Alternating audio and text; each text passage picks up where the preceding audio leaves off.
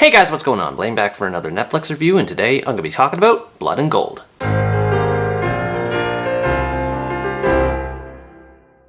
Blood and Gold is a German war movie that tells the story of Heinrich, an ex-Nazi soldier who deserts the regime near the end of World War II so that he can look for his lost daughter, who he believes is still alive. As he goes about his search, he finds himself in the crosshairs of a troop of Nazis in a rural German town who are on the hunt for a stash of gold. Heinrich teams up with a small band of resistance fighters after getting cornered while trying to outrun the Nazis. From there, he must find a way to outwit and escape their looming threat while getting caught up with the search for gold at the same time. This is a movie that knows exactly what it wants to be, a basic but fun action-adventure experience, and it does a great job at being just that. While it loses impact in the final act and is predictable in scope, the movie is so entertaining with its straightforward story, memorable characters, and awesome action, it easily makes up for its shortcomings. The main character Heinrich is a likable character right from the start because of how clear-cut he is as a protagonist. He deserts the Nazis so he can abandon one war in order to fight his own, which is to find and save his daughter, and it's easy to sympathize with him in this front. He's the classic cliché hero archetype who comes to the rescue on numerous occasions, but has enough dramatic nuance regarding his family background to make him stand out more.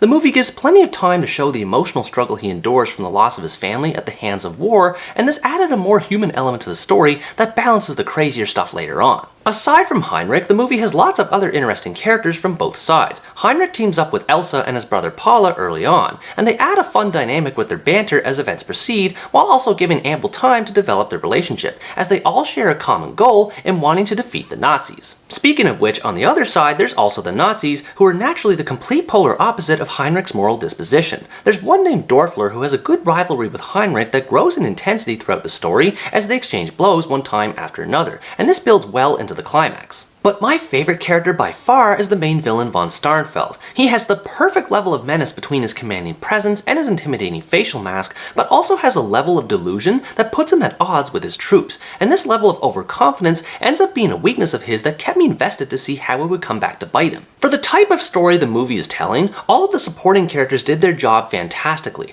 They're not exactly original as they pretty much follow the binary nature of good versus evil to a T, but all of them are fleshed out with enough backstory to make them more interesting, and the movie isn't afraid to hurt, maim, or even kill them unexpectedly, which raises the stakes of the story. Its simple approach to storytelling is what makes the movie work as well as it does. It doesn't try to overcomplicate itself too much with messages regarding the morality of humanity in wartime or anything like that. All it is a man trying to find his lost daughter while getting caught up in a hunt for gold, and it does an amazing job at telling the story. It feels like a classic swashbuckling adventure from the days of old. Indiana Jones kept popping up in my head when I was watching it, with how a small band of heroes goes up against an army while searching for treasure. The movie has this sense of fun with how it goes about its events, and a big part of this fun comes from the action. This movie is undoubtedly the most entertaining action flick I've seen on Netflix this year. It features a ton of chase scenes and action set pieces where Heinrich and his team do battle with Nazi soldiers, all of which are excellently choreographed and filmed, intense with how they proceed, and over-the-top violent in the best way possible. Seriously, I've never seen a movie show so many ways for a Nazi to die. Everything from guns to grenades to pitchforks to cyanide pills are all used in creative, almost Tarantino-esque fashion. There's some sadistic kind of joy I got from seeing Nazis getting hurt in so many different ways,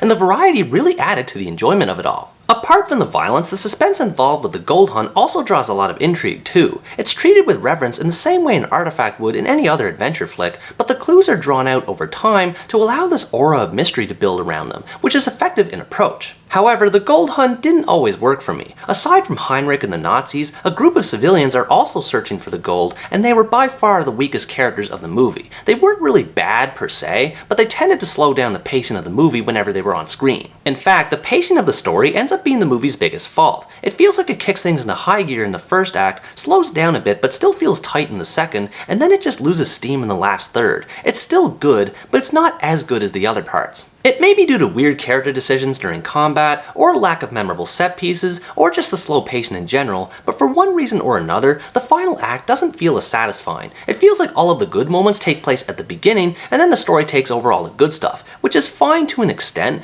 but it still feels disappointing for the plot to start dragging toward the end. The entire story in general is also technically unoriginal as far as how routinely it goes about with its plot structure, but this isn't necessarily a bad thing, as it's meant to be that kind of traditional good versus evil over-the-top adventure where characters hunt for a MacGuffin. It's filled with archetypes and cliches one would expect from the genre. It even has a character yelling out a Wilhelm scream upon getting killed. It's cheesy and ridiculous, and the movie uses this to its advantage. So even though it is predictable and tropey in this sense, the entertainment factor more than makes up for it. Despite how zany the whole movie is, I appreciated the attention to detail the filmmakers went to representing the era the story takes place. Between the rural town set designs, the character wardrobes, old-time music, and the subtle atmosphere of hope conveyed by the nearing end of the war, everything feels authentic for the story. And for how exaggerated it is in content, there's a surprising level of intellectual thought put into the movie. It explores the hubris of humanity and how people's lust for power and wealth will lead to their downfall, but does so in a way that's subtle and doesn't get in the way of the story. And the emotional weight of the story in particular ramps up to a satisfying conclusion that left me wanting more. Overall, Blood and Gold is a fun, if predictable, action flick that defines the word classic in terms of structure.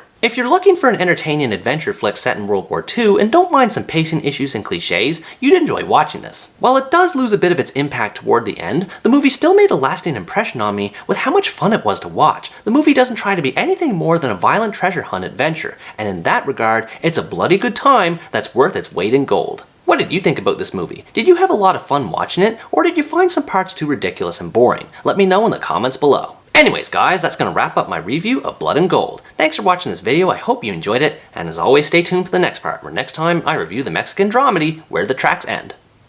Bye bye!